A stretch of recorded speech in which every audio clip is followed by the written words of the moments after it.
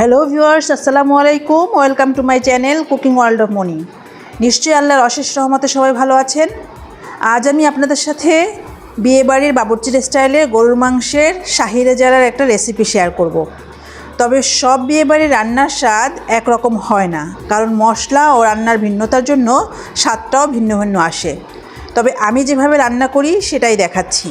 আশা করছি আমার আজকের ভিডিও আপনাদের কাছে ভালো লাগবে।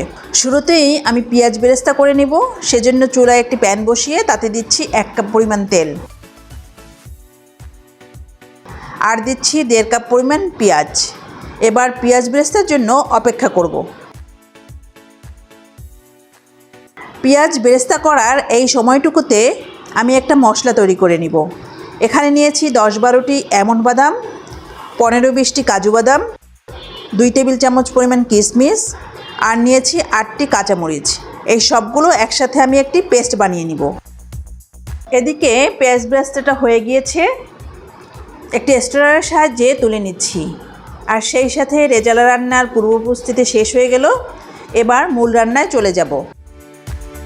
আমার আজকের রেজালা রান্নার জন্য এখানে আমি 2 কেজি পরিমাণ গরুর মাংস কেটে ধুয়ে পরিষ্কার করে নিয়েছি।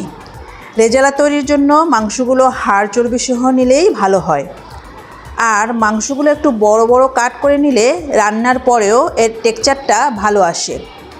মাংসটা আমি যেই পাত্রে রান্না করব সেই পাত্রে নিয়ে নিয়েছি। দিচ্ছি 1 কাপ পরিমাণ পেঁয়াজ কুচি, আদা বাটা দিচ্ছি 3 টেবিল চামচ, রসুন বাটা 2 টেবিল চামচ, হলুদের গুঁড়া দিচ্ছি 1/2 চা চামচ। চাইলে আপনার হলুদ কমিয়ে দিতে পারেন। এবার অ্যাড করছি 2 টেবিল চামচ মরিচের গুঁড়া, দিচ্ছি 1 চা চামচ ধনিয়া গুঁড়া, জিরার গুঁড়া 1 চা চামচ, লবণ অ্যাড করছি স্বাদ মতো, টক দই দিচ্ছি 1/2 কাপ পরিমাণ, আর দইটা আমি সামান্য পানি দিয়ে ফেটিয়ে নিয়েছি। দিচ্ছি 1 কাপ পরিমাণ তেল, আর এটা হচ্ছে পেঁয়াজ বেরেস্তা করার সময় যেই তেলটা ব্যবহার করেছি সেটা। এবার কিছু আস্ত মশলা দিচ্ছি। এখানে নিয়েছি 3টি তেজপাতা, 4-5 টুকরো দারুচিনি, 8-10টি ছোটো এলাচ, লং 5-6টি। এখন চুলা অন করে হাই হিটে রেখে সব কিছু ভালোভাবে মিশিয়ে মাংসটা 5 থেকে 6 মিনিট কষাবো।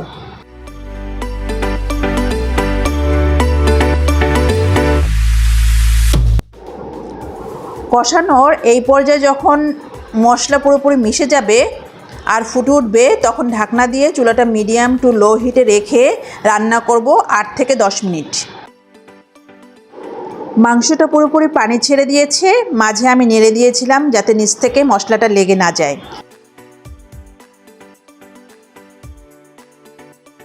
এই পর্যায়ে আমি এখানে 1 কাপ পরিমাণ গরম পানি অ্যাড করে দিচ্ছি, তাহলে আর নিচে লেগে যাওয়ার ভয় থাকবে না। আসলে মাংসের মশলাটা নিচে লেগে পুড়ে গেলে এর স্বাদ ও কালার দুটোই নষ্ট হয়ে যাবে, আর এই পানিতেই মাংসটা সিদ্ধ হয়ে যাবে। এবার চুলাটা মিডিয়াম টু লো হিটে রেখে ঢাকনা দিয়ে রান্না করব সিদ্ধ হওয়া পর্যন্ত। প্রায় 30 মিনিট পর দেখা যাচ্ছে মাংসটা মোটামুটি সিদ্ধ হয়ে গিয়েছে।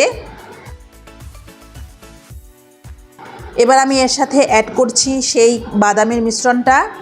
চেষ্টা করবেন বাদামটা ইউজ করতে, যে কোনো ধরনের বাদাম দিলেই চলবে, এতে করে স্বাদটা বিয়েবাড়ির রেজালার মতোই আসবে। ঝোলটা যেহেতু একটু ঠিক হয়ে গিয়েছে, এই পর্যায়ে কিন্তু একটু বারবার নেড়ে দিতে হবে। আবারও ঢাকনা দিয়ে রান্না করব তেল উপরে উঠে আসা পর্যন্ত। বিয়েবাড়ির রেজালায় তেলের পরিমাণটা একটু বেশি ব্যবহার করা হয়, কিন্তু আপনারা আপনাদের পছন্দ অনুযায়ী তেলটা বাড়িয়ে বা কমিয়ে ইউজ করতে পারেন। এখন আমি এর সাথে অ্যাড করছি ভেজে রাখা পেঁয়াজ। বাদাম দেওয়ার পর কিন্তু এটাকে বারবারই নেড়ে দিতে হবে। বিয়েবাড়ির রেজালার কিন্তু মাওয়া ইউজ করে, আমার হাতের কাছে ছিল না, তাই এর সাবস্টিটিউট হিসেবে 6 টেবিল চামচ গুঁড়া দুধ হালকা কুসুম গরম পানিতে গলিয়ে সেটা অ্যাড করে দিচ্ছি।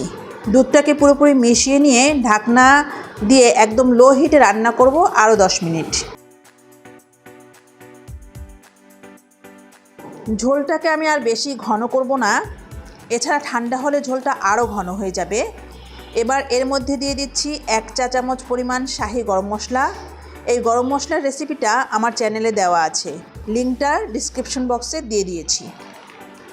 জাস্ট একটা ফ্লেভারের জন্য দিচ্ছি 4-5টি কাঁচামরিচ।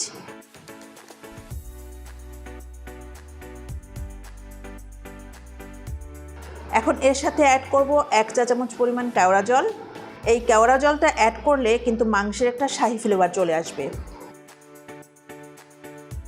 অ্যাড করছি 1 টেবিল চামচ পরিমাণ ঘি। চেষ্টা করবেন ঘিটা দিতে। মূলত বিয়েবাড়ির রেজালার স্বাদ পেতে হলে রান্নার এই স্টেপগুলো ফলো করতে হয়। এবার আমি এটাকে ঢাকনা দিয়ে 4 থেকে 5 মিনিটের জন্য দমে দিয়ে দিচ্ছি।